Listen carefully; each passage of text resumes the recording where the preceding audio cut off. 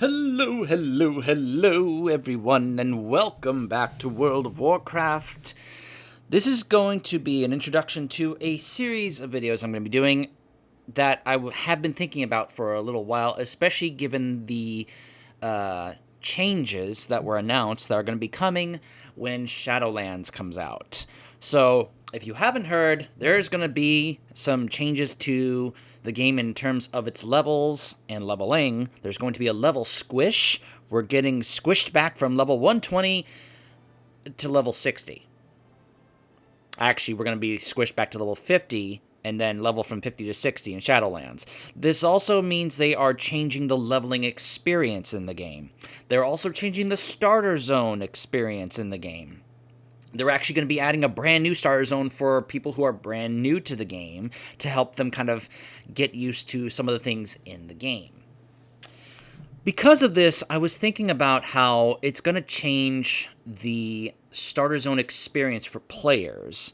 The fact that they are actually saying that you can be able to do this brand new starter zone with a fresh new either Death Knight or Demon Hunter kind of made me raise my eyebrows, because they've been considered hero classes where they were like the higher level, because many of these starter zones you start at level 1 unless you are an allied race. We're not doing allied races because they don't really have a starter zone. They just have an intro cutscene, and then it's like, all right, now you can go start leveling.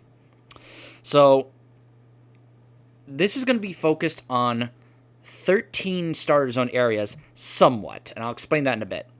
But first, I want to let you know, this is not going to include a couple of different starter zones. I will not be doing the Death Knight starter zone, because I've already done it twice. If you want to see that starter zone, I have 2 separate sets of videos on that. One of my Death Knight playthrough, one of my WoW Extra Stuff playthrough, where I showed it more proper and showed you some of the extra things in there. The other is the Demon Hunter, because, well, 1, I've already shown it to you. 2, I can't, because Demon Hunters, I can even show it to you here. Demon Hunters require you not only to be either a Night Elf or a Blood Elf, but you have to have a character. You are only limited to 1 Demon Hunter per server, and you have to have a character on that server at least at level 70. On the 2 servers that I play on, I already have a Demon Hunter on each of those, so I'm not going to be showing that to you again. These are characters I made on a whole separate server just for this purpose of doing these sets of videos to show you each of the different starter zones that I'm wondering is going to go away when these changes come.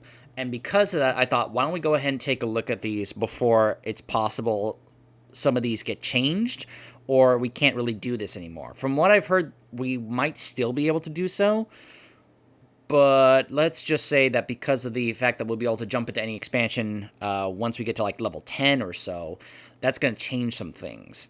So I thought, before Shadowlands comes out, let's take a look at what the starter zones are like for archive purposes, for history purposes. Now, this brings me to my next point. We're not going to be doing this entirely with each race, because a couple of the starter zones have a pseudo kind of convergence with each other.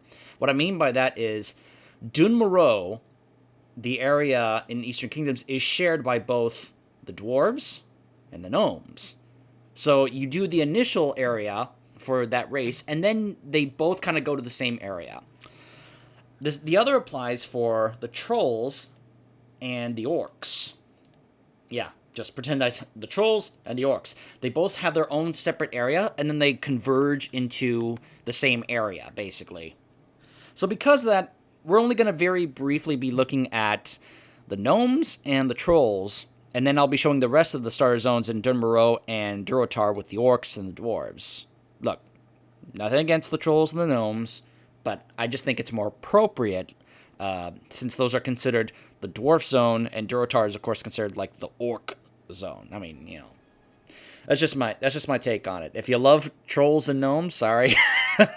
I don't mean to, like put one down over the under the other or anything like that, but that's just kind of, my own personal choice and preference, I guess. So, other than that, that's basically, I don't necessarily have a order for this per se. I think we will be starting off with the troll and the gnome, so I can take care of those. Because once I'm done with these characters and showing you the star zones, I'm gonna delete them because that's their only purpose. And of course, making this many extra characters plays into my character limit. So, because for those of you who don't know, you're only limited to make 50 characters per account across all servers. So let's just say adding these 13 extra characters kind of is going into my character limit. So, there's part of me that's eager to get these done so I can then delete them and kind of get them over with. To try and perhaps help out with the players who don't know about this or I've never gotten into this, I'm actually not going to be using any of my add-ons. You can see I have no add-ons turned on at all. One, because a lot of times brand new players don't have any add-ons. I remember what it was like when I started. I didn't have any add-ons because I didn't really know about that. I was someone who had to learn in this game without anybody helping me. And let me tell you that for me, that was kind of a personal nightmare. I was coming from Star Wars: The Old Republic, and I did not really know what I was doing. And let me clarify. When I say that, I was having a blast in Star Wars: The Old Republic because it was the kind of game I was wanting. See, I didn't really grow up with MMOs. So the whole MMO thing was a foreign concept to me. It was a whole new thing to me. I wanted Star Wars: The Old Republic not because it was an MMO, even though it kind of really isn't, and they've even changed it to make it less than that, but that I don't mind. It's because it was a Star Wars BioWare game. And this was back when BioWare was riding high with Mass Effect and Dragon Age, where we were like, oh man, BioWare, yeah! And I had a fantastic experience being able to have those different characters and be able to make either light side or dark side choices. It was awesome. And then I came to WoW. And you know what first made me want to come play WoW? Where is she? This right here. Werewolves! I thought, I can play as a werewolf? That sounds awesome! One of the first characters I ever made was a Worgen Druid. I ended up getting through the Star Zone, and then I was just lost. I didn't really know what to do. I didn't know where to go. I didn't know what I was doing. And I had to try and figure out and learn other stuff, and it was just, I didn't have anyone to help me be like, all right, so now you go over here, now you go do this, and blah, blah, blah, blah, blah.